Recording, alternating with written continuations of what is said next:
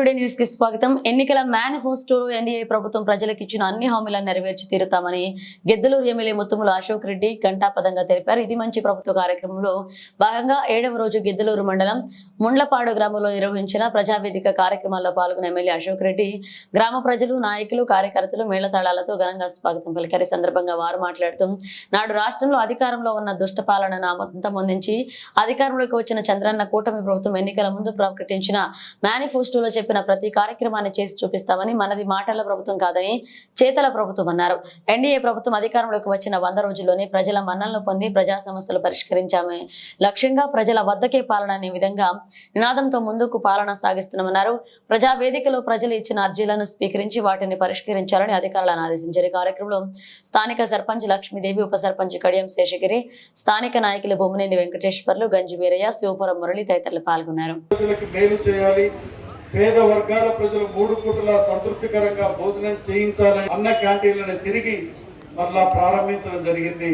గౌరవ ముఖ్యమంత్రి నారా చంద్రబాబు నాయుడు గారి నేతృత్వంలోని ఎన్డీఏ ప్రభుత్వం 5 రూపాయలకే ఉదయం టిఫిన్, 5 రూపాయలకే మధ్యాహ్నం భోజనం, 5 రూపాయలకే రాత్రి భోజనం, ఇటువంటి బృహత్తరమైన పేద వర్గాలకి అనేటువంటి కార్యక్రమం ద్వారా ఏర్పాటు చేసినటువంటి కార్యక్రమానికి సభాధ్యక్షత వహించినటువంటి సోదరుడు శేషగిరిరావు గారికి, అలాగే శేషగిరి మామగారు బొమ్మినేని వెంకటేశ్వర్లు గారికి, గ్రామరు ఎంఈఓ గారు, ఎండిఓ గారు, ఈ కార్యక్రమానికి విచ్చేసిన ఇతర అధికారులకు, మండల కోఆప్షన్ సభ్యులు భాషా గారికి, పెద్దలు అన్న గంజి వీరయ్య గారికి, అలాగే రాష్ట్ర తెలుగుదేశం బీసీసీఎల్ ప్రధాన కార్యదర్శి బయలడుగు బాలయ్య యాదవ్ గారికి, అలాగే గారు, పవన్ కళ్యాణ్ గారు కృష్ణు మనకి ఈ రాష్ట్రాన్ని ముందుకు తీసుకొని పోయేదానికి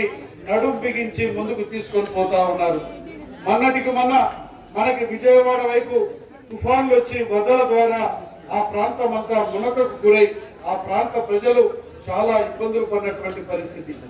సమర్థవంతమైన ముఖ్యమంత్రి, సమర్థవంతమైన పరిపాలన అందించే ముఖ్యమంత్రి గారు నారా చంద్రబాబు నాయుడు గారు ప్రజల కష్టాన్ని చూసి చెల్లించిపోయి ఆయన ప్రజలతో పాటు నీళ్లలో ఆయనకున్నటువంటి 75 సంవత్సరాల వయసులో నీళ్లలోనే ఆయన ఉండి ఆ యొక్క జేసీబీల మీద ప్రయాణం చేస్తూ అక్కడ వారికి ఆహారం అందించడమే కాదు, వారి కష్టాలను చూసి కష్టాల నుంచి బయటికి తీసుకొని రావడమే కాకుండా 10 రోజులలోనే సాధారణ స్థితికి తీసుకొచ్చాడంటే ఇది ముఖ్యమంత్రికి ఉండవలసినటువంటి విధానం.